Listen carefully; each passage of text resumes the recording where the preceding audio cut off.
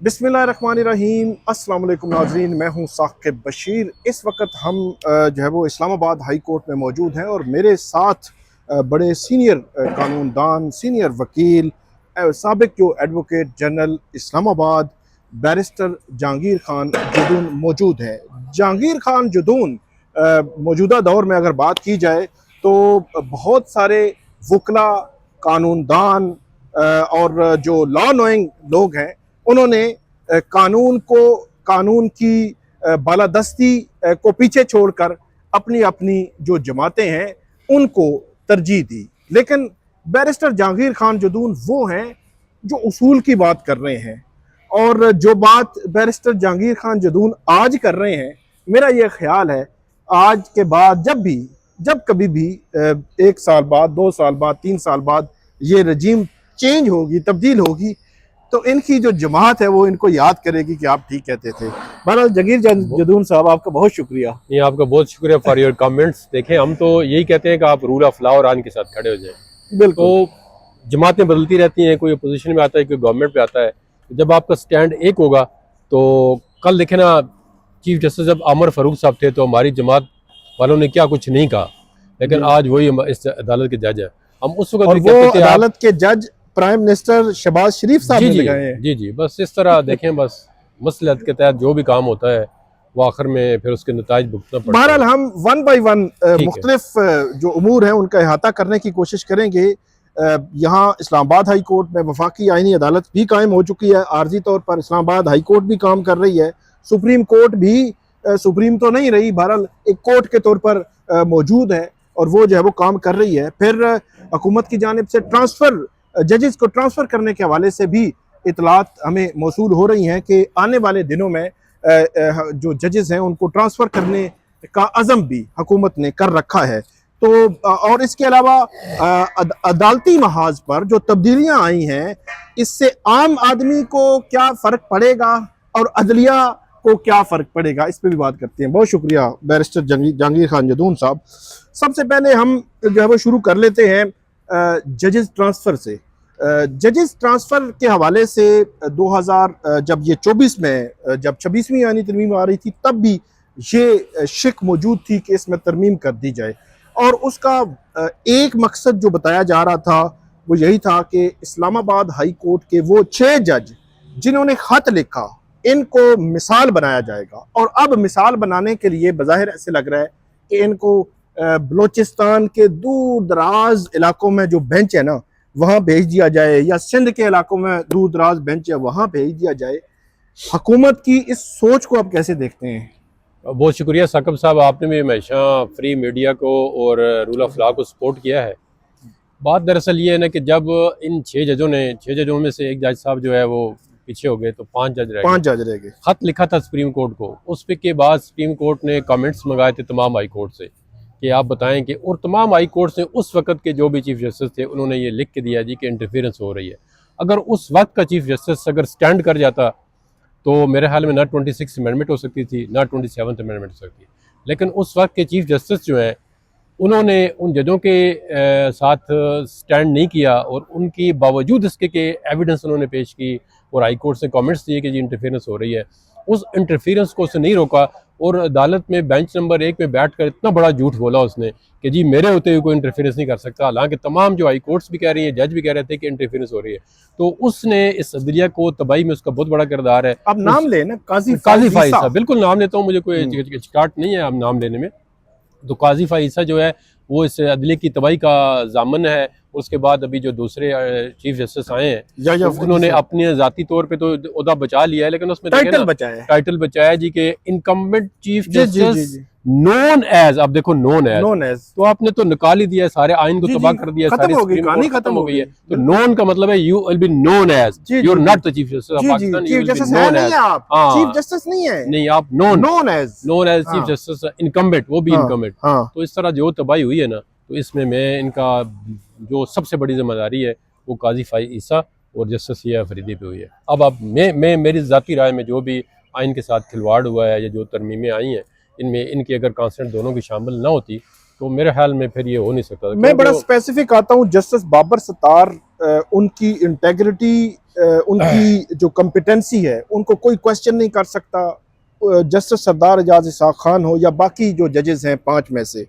हाँ, अब आप ये कहें कि ये जो 5 जज हैं या बाकी दुनिया में जो जज हैं या हम जो बात कर रहे हैं, हम कोई फरिश्ता शिफ्ट हैं कि हमसे कोई गलती नहीं हो सकती, कोई ऐसी चीज़ नहीं हो सकती, ये बिल्कुल भी नहीं है। लेकिन ओवरऑल जनरली अक्सरियती जो राय होती है, जो हमें नज़र आता है, उसको देखा जाए तो डेफिनेटली जो जजेस हैं उनके पीछे उनकी मतमा नज़र जो हमें नज़र आता है कि जो जजों ने खत लिखा था वो किसी को जो है वो नीचा दिखाना नहीं था, अपने इदारे की आज़ादी जो है उसको यकीनी बनाना था। लेकिन अब उनको टारगेट करके अगर आप करेंगे तो ये क्या मैसेज जाएगा? ये तो अदलिया तो फिर ख़त्म हो गई। नहीं, अदलिया तो देखें ना, जिस वक्त उन्होंने ख़त लिखा था उसी वक्त जो दूसरे ब्लॉक के लोग थे वो ये कह रहे थे जी कि आप इनकी खैर नहीं है या इनका जो फेट होगा या एंड होगा वो ठीक नहीं होगा।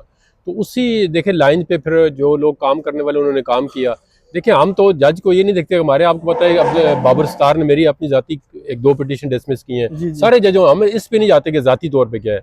जो इस निज़ाम का उधर वाले निज़ाम का बेनिफिशियरी है ना, वो तो कहता है ये भी काम ठीक हो रहा है। लेकिन जो लोग मेरिट पे बात करने वाले हैं, जो रूल ऑफ लॉ पे करने वाले हैं, वो ये कहते हैं कि जो जज आइन और कानून के साथ खड़े हैं वो डिक्टेशन नहीं लेते, वही वो अपनी ज़मीर के मुताबिक और आइन इंसाफ के मुताबिक फैसला करते हैं ना, उनको अभी टारगेट किया जा रहा है। ठीक है, तो जो लूप होल छोड़ते हैं जी, ठीक है जी, कोई अगर मतलब किस तरफ से प्रेशर आ जाता है, ये तो मैं तो नहीं कह रहा। देखो, आप रिपोर्ट मंगाए ना, जो सुप्रीम कोर्ट ने इनको लेटर लिखा कि इंटरफेरेंस हो रही है, तो सब ने कहा अब कौन इंटरफेरेंस करता है, चाहे वो अदालत के अंदर इंटरफेरेंस होती है। यहाँ पे तो चीफ जस्टिस भी फोन करते हैं जजों को, जी ये काम इस तरह कर दो। तो इस तरह की इंटरफेरेंस अदालत के अंदर भी होती है, बाहर से भी होती है। तो अब तो अदलिया का जो अशर है वो तो बहुत ख़राब हो गया है, और मुझे तो बिल्कुल ना उम्मीद हूँ कि ये जो हालात बन रहे हैं ना, इसमें अदलिया को तबाह कर दिया गया। जस्टिस मंसूर अली शाह और जस्टिस अतर मिनल्ला 2 जजेस ने रिजाइन किए। उनको ख्वाजा आसिफ, राना सनाउल्लाह, मरियम नवाज साहिबा, नून लीग की पूरी क़यादत और इवन पीपल्स पार्टी भी वो कह रही है जी सियासी जज है।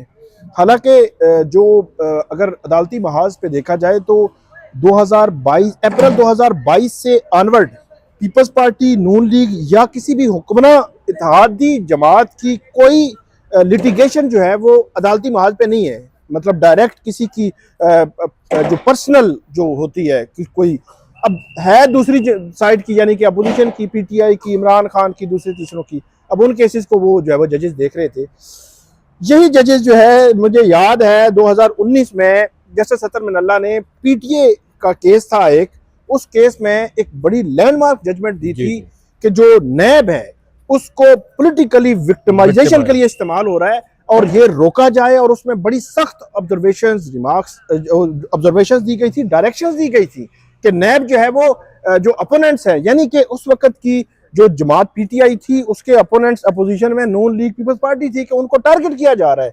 फिर जस्टिस अतर मिनल्ला ने जो जमानतें दी, जो हफ्ते के दिन अदालत लगाई, उनके और उनकी फैमिली के साथ जो कुछ हुआ वो सब कुछ भूल कर आज जो है वो ये हुक्मरान जमात जो है वो क्या कह रही है। जहांगीर जदून साहब, आपने वो मंजर भी देखा, आज भी देख रहे हैं।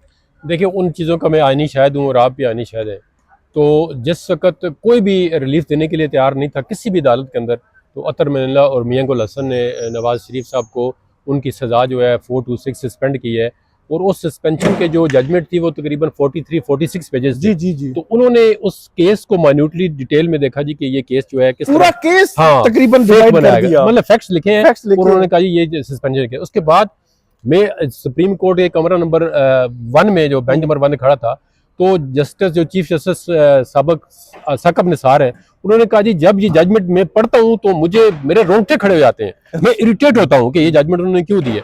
और मुझे यकीन करो उस चीज़ का पता है, अब डिस्क्लोज मतलब मीडिया पे नहीं करना चाहिए, कि अतर मिनल्ला पे इतना प्रेशर था हर तरह से, अदालत के अंदर से बाहर से, कि आप मियां नवाज शरीफ की एक तो सजा सस्पेंड न करें, और दूसरी पहले तो उनको अपीलों में सजा बरकरार रखें। अगर आप बरकरार नहीं रखते हैं तो इन अपीलों का जल्दी फैसला करें ताकि अपीलें सुप्रीम कोर्ट के अंदर आए और उन पर स्टैंप लग जाए कि इनको कन्विक्शन जो है कंफर्म कर देनी है। अब इन हालात का उनको पता है, मुझे नहीं पता कि वो इनके खिलाफ क्यों है। फिर देखें, उसने जब इमरान खान ने कंटेम्प्ट की है, वो जेबा चौधरी को कुछ कहा है, तो उसने उसको कहा जी मैं जो अदालत के साथ खड़ा हूँ मैं इमरान खान को समन करूंगा। उसमें भी मैं वकील था, उसने कहा ये तौहीन अदालत की, मैं अभी इसको कार्रवाई शुरू करता हूँ इमरान खान पे। तो इस तरह किसी जज को पेवरली आप टैग करें ये PTI के साथ है, ये नून लीग के साथ है, ये बहुत बड़ा गलत है। क्योंकि वो जो उस वक्त हमें रिलीफ दे रहे थे तो वो सारे PTI वाले कहते जी कि नून लीग का बंदा है, ये फलाने पीर साबर शाह का कज़न है, फलाने का कज़न है, तो इससे फ्लैट ले लिए हैं। तो मेरे ख्याल में उसको समझ थी कि ये पीछे केस बनाने वाले कौन है, इसको चलाने वाले कौन है, तो उसने अपने ज़मीर और मेरिट पे फैसला दिया। तो आज मेरे ख्याल में नून लीग के जो लोग हैं, मैं उनको रिक्वेस्ट ही कर सकता हूँ कि आप ज़रूर उसका माजी भी देखें और हाल भी इंशाल्लाह आपको नज़र आ जाएगा। फिर आमर फारूक के साहब के अगेंस्ट जो नून लीग के लोग थे, आज मैं उनको भी कहता हूं कि आप अपनी पुरानी वीडियो देखें और आज फिर आमर फारूक को आप फिर देखें। कल को इंशाल्लाह इसी कॉन्स्टिट्यूशनल हाई कोर्ट में वो चीफ जस्टिस बनेगा कुछ अरसे के बाद, अगर रही तो फिर आप देखेंगे, फिर आप कहेंगे इस तरह की। तो जज को पर्सनली आप क्रिटिसाइज न करें। आप ये ना कहें कि हमारे खिलाफ फैसला आता है तो ये जज दूसरी पार्टी का है, या हमारे हक में आता है तो ये हमारी पार्टी का है। जज जो रूल ऑफ लॉ के साथ है, मेरिट के साथ है, आप उनके साथ स्टैंड करें, चाहे वो किसी भी जगह पे हो। आपके खिलाफ ही फैसला आता है, अगर उसने मेरिट पे दिया तो उसको एक्सेप्ट करें, अगर नहीं है तो आप अगली कोर्ट में चले जाएं।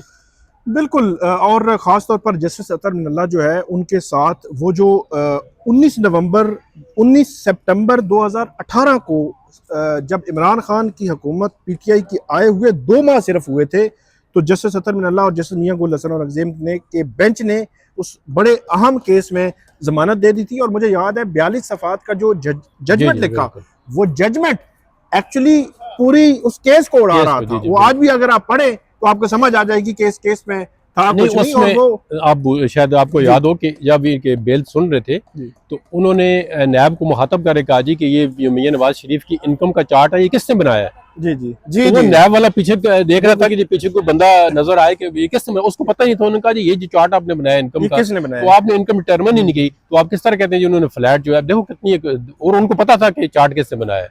मतलब जजों को पता होता है ना कि पीछे जो वर्किंग करने वाले लोग हैं वो कौन है, उस वक्त MI में कौन था, अकामा कौन लेके आया है, उसको तमाम जितनी चीजें बनाई है उनको पता है। आज वो लोग साहिब इक़्तिदार है। तो जस्टिस अतर मिनल्ला की जो ट्रोलिंग हुई, उनकी तस्वीर बिहाइंड द सीन भी कुछ ऐसी चीजें जो रिपोर्ट नहीं हुई कि उनकी फैमिली को, उनके मेम्बरान को कहीं ना कहीं थ्रेट्स और अजीब सी कैफियत में वो चले कि उनके खिलाफ जो है वो फेक खबरें, फेक टिकल चलते रहे।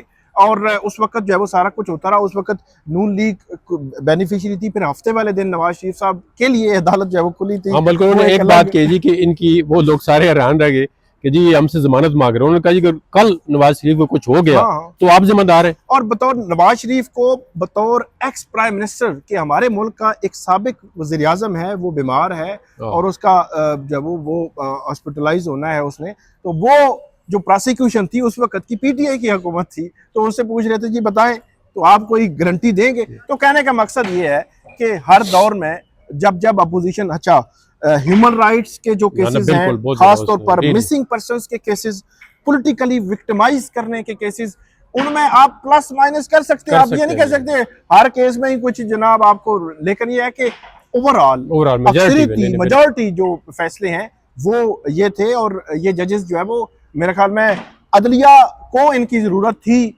अब जो है वो अदलिया महरूम हुई है उनकी उस काबिलियत से, कॉन्स्टिट्यूशनल मैटर्स में जो उनकी काबिलियत थी उससे। तो आगे बढ़ते हैं। जस्टिस मंसूर अली शाह भी चले गए और अब जो आईनी अदालत है वो यहाँ पे कायम हो चुकी है। जस्टिस अमीनुद्दीन खान साहब 4थे नंबर पर थे, जस्टिस हसन अजहर रिजवी 9वें नंबर पर थे, जस्टिस आमिर फारूक 21वें नंबर पर थे और 23वें नंबर पर थे जस्टिस अली बाकर नजफी। 5वें नंबर पर सिंध हाई कोर्ट में के आगा और पहले नंबर पर वो चीफ जस्टिस से रोजी खान जो है वो बलोचिस्तान से, और जो अरशद हुसैन शाह साहब हैं वो भी इस गुलदस्ते का जो है वो हिस्सा बन गए हैं। तो मेरा सवाल ये है कि खोसा, साकिब निसार, गुलजार, बंदियाल, उसकी जुडिशरी पर यह सवाल था कि पिक एंड चूज किया उन्होंने सुप्रीम कोर्ट लाते हुए जजों को, यानी कि सिंध हाई कोर्ट से मुनीब अख्तर साहब को लाए जो है वो उसको दूसरे या तीसरे चौथे नंबर पर थे।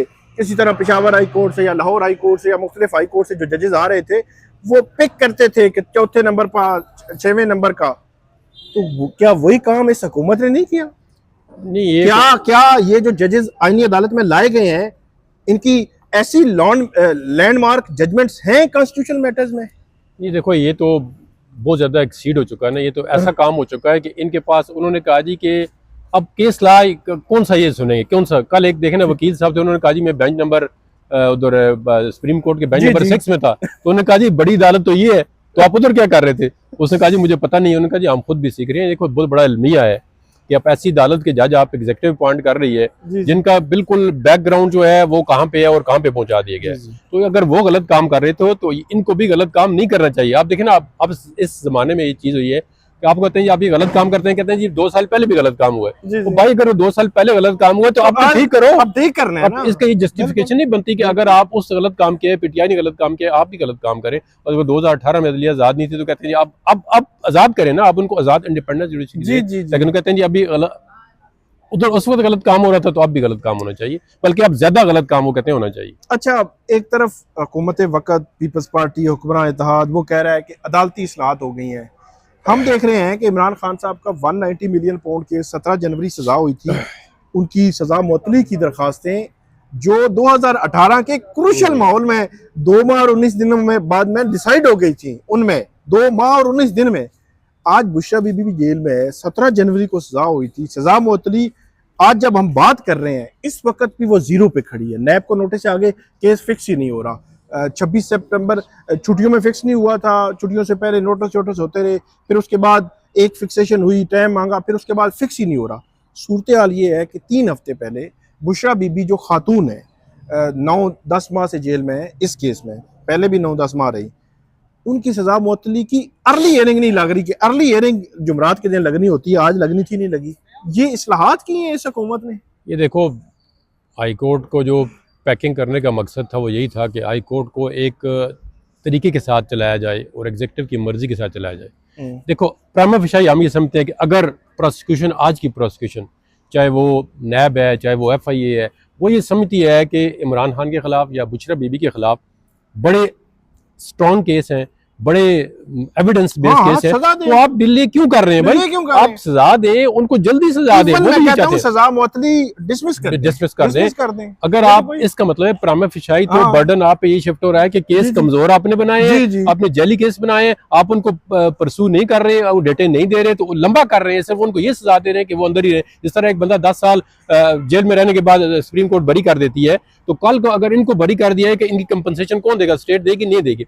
देखें, अगर उनके खिलाफ आपके पास एविडेंस है, अगर है, देखिए प्रोसिक्यूशन तो गवर्नमेंट जी, ने जी। करना है, तो गवर्नमेंट उसको जल्दी करे, खत्म करे केस। है तो आप फैसला कर दें, फैसला जो भी कर दें, है, बिल्कुल, मतलब उनके बिल्कुल। हक में करना है, मुखालिफ बिल्कुल। करना है। इससे डाउट पैदा ये हो रहा है कि जी। आपके पास केस कमजोर है, आप अदालत का कंधा इस्तेमाल करके उनको डिले कर रहे हैं, और अदालत जो है वो तो अब इस काबिल ही नहीं रही है कि वो कोई मेरिट पे फैसला कर सके। बहुत शुक्रिया Thank you जी, बैरिस्टर बहुत शुक्रिया। जहांगीर खान जदून साहब, बड़ी तफसील के साथ हमने 27वीं आईनी तरमीम के बाद अदलिया में आने वाली तब्दीलियों को डिस्कस किया, और ख़ास तौर पर हुक्मरान इत्तेहाद उनकी जो सोच है उसके हवाले से भी हमने डिस्कस किया कि जो काम आज से 5 साल पहले गलत हो रहा था, आज उसको सही होना चाहिए, ना कि आज भी वही जो है वो गलती दोहराई जानी चाहिए कि कल आज से 3 साल के बाद जब आज की हुक्मरान इत्तेहाद जो है अपोजिशन में हो तो ये सोच रहा हो कि हमने तो गलत किया था। बहुत शुक्रिया तो बहुत जी, शुक्रिया। थैंक यू जी, Thank बहुत you, शुक्रिया। thank मैं जा रहा हूँ। Thank you. आ गए।